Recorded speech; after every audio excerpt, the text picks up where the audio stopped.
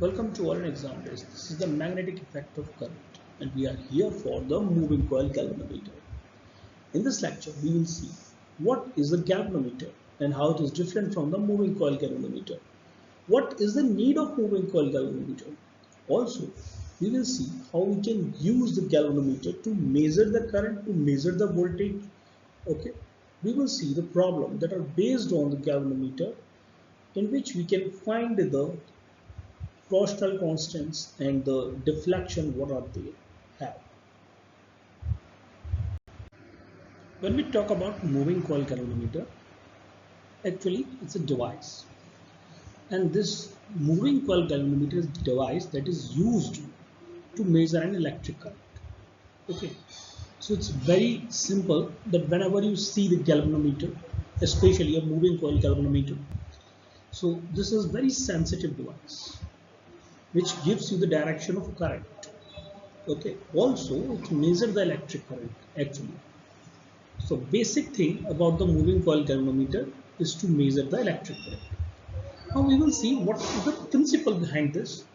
Okay, so when we talk about the actions of moving coil galvanometer, those actions is based on the principle that when a current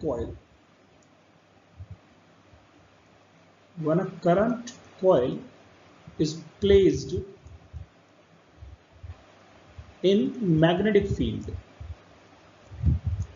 okay, you know, when current coil, circular coil or rectangular coil placed in the magnetic field, what happened? We have seen the coil will experience torque. Okay, so it experiences torque. Now what will happen if torque is experienced? That torque, you come to understand the value that you got, you can say magnitude of that torque. That torque magnitude depend upon the magnitude of current.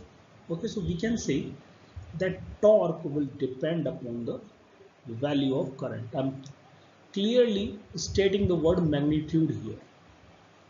Okay, so the torque that is experienced by the coil, whose magnitude depends upon the magnitude of the current. Okay, now we will see this, that what happened to the coil means in what position we have to place the coil. Is it a circular coil, a cylindrical coil, rectangular coil, what kind of coil? Each and everything we will see here. So this is the basic construction of the moving coil galvanometer. In this, you can see this is a coil. Coil is wrapped around a soft iron core. Okay, and that system is placed between the magnet, we can say north and south magnet. So this is the front view,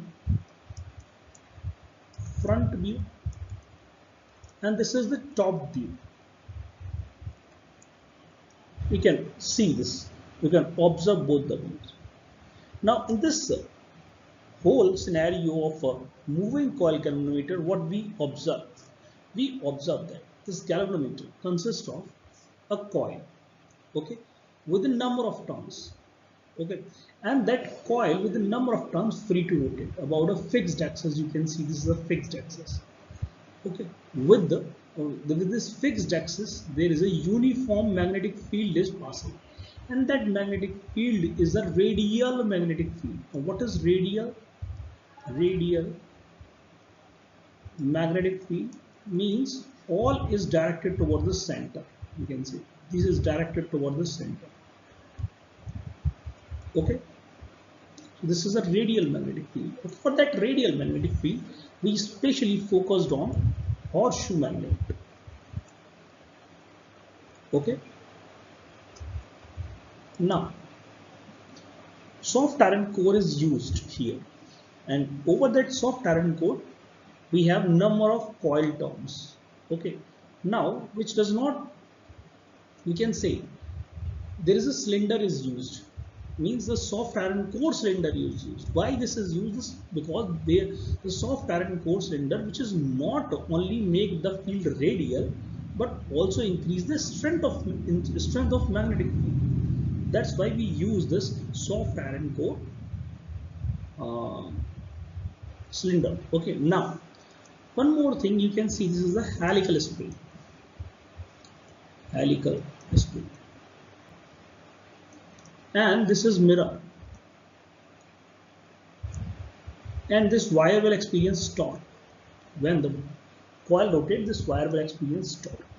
Okay, and this rotation, angle of rotation can be easily determined using the mirror. Okay, so this is all about the basic of the moving coil galvanometer.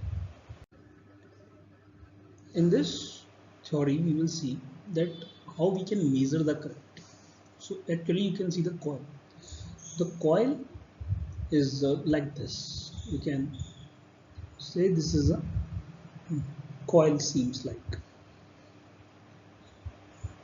Okay, and this is the direction of the magnetic field. And if we talk about the magnetization, so magnetization direction is along the normal of the area vector. So this is the direction of magnetization. Clear? Now we know the current to be measured is passed through the galvanometer. Okay, and as the coil is in the magnetic field, you can see the constant magnetic field B, it experiences torque. So the torque due to magnetization and magnetic field is given by M cross B. And if we talk about the magnitude, it is going to be MB sine theta. So it is very much clear that theta is angle between your magnetic field and magnetization. Now what is magnetization? Magnetization, we already know it's given by NIA. Now what is N? Number of torques. What is I? I is the current flowing through the coil. Okay, A is the area of the coil. So your tau will be NIAP sine theta. Now your pole, if you think about the angle, you can see that the pole of piece that is made up of cylinder and the magnetic field always remain parallel. Okay, always remain parallel to the plane of the coil.